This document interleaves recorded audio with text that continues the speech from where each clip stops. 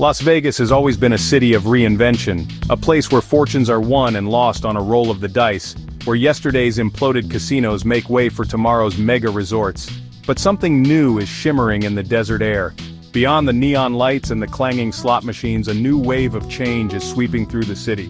This time, it's coming from the west, carried on the warm winds of California, dreaming.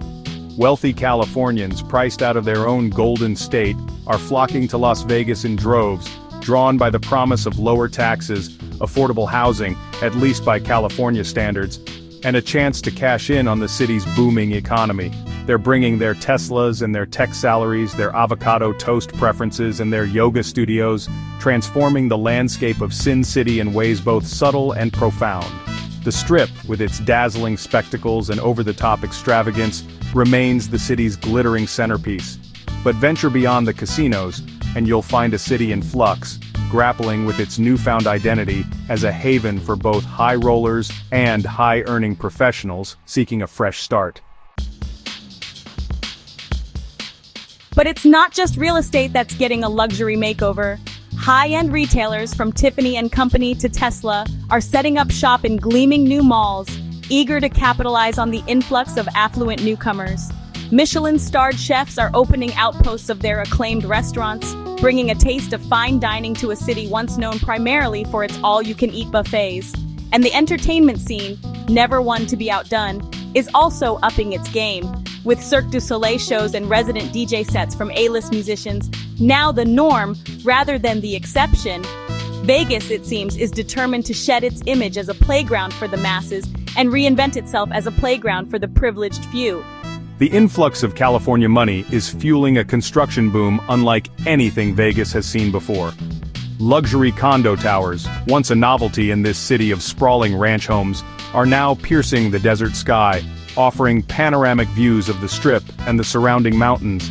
Gated communities complete with golf courses, man-made lakes, and names that evoke a Mediterranean villa rather than a desert oasis, are springing up on the outskirts of town, catering to a clientele accustomed to a certain level of luxury. And the cost of living, once a major draw for newcomers, is skyrocketing, pricing out many long-time residents who can no longer afford to live in the city they call home. Public schools, already struggling to keep up with demand, are bursting at the seams with the influx of new students.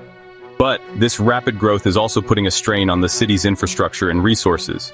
Traffic congestion, once limited to rush hour on the Strip, is now a fact of life at all hours and in all corners of the city. There's no denying that the arrival of these deep-pocketed Californians is a boon for the local economy.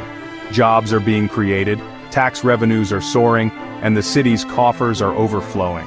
Construction cranes dot the skyline, a visible reminder of the city's rapid growth. New businesses are opening their doors, injecting fresh energy and capital into the local economy. And longtime residents, many of whom struggled during the economic downturn, are finally starting to see the benefits of this economic upswing. Maria's story is not unique. Many longtime residents, particularly service industry workers who form the backbone of the city's economy, are finding themselves priced out of their homes, forced to move further and further from their jobs on the Strip. The American dream, it seems, is becoming increasingly elusive, even in a city built on the promise of instant fortune. I used to be able to get anywhere in town in 20 minutes. Now it takes me that long just to get out of my neighborhood. The influx of Californians is also creating a palpable tension between the newcomers and the longtime residents who have weathered the city's many booms and busts. Locals complain about the Californians' driving habits, or, their lack thereof, their obsession with kale smoothies, and their tendency to treat Las Vegas like an extension of Los Angeles. They worry about the city losing its unique character, its gritty charm replaced by a generic brand of West Coast affluence. Of course, not all Californians are oblivious or insensitive to the changes happening around them. Many are drawn to Las Vegas precisely because of its unique character, its anything-goes spirit, and its embrace of individuality. They see the city's potential, not just as a place to make money, but as a place to build a life, a community, a future. They're opening businesses, volunteering their time, and getting involved in local politics, eager to contribute to their adopted city. For their part, many Californians seem oblivious to the resentment they're generating. They marvel at the affordability of real estate, unaware of how their very presence is driving up prices for everyone else. They rave about the city's newfound sophistication, overlooking the fact that this sophistication often comes at the expense of the city's unique, if sometimes rough around the edges, character. The answer, like most things in Vegas, is probably a matter of chance, but one thing is certain: the city is at a crossroads. The choices it makes today will determine its course for decades to come.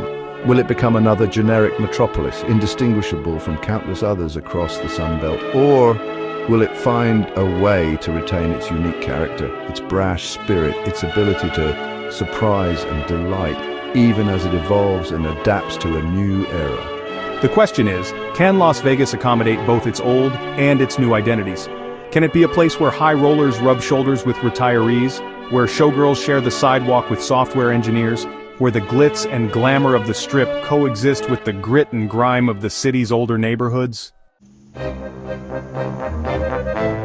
The stakes are high and the outcome is far from certain. But whether you're a long-time resident or a recent transplant, one thing is clear: the only sure bet in Las Vegas is that the city will continue to change. The question is, can it change without losing its soul? Can it embrace progress without sacrificing the very qualities that make it unique? Can Sin City survive its own success? Only time will tell.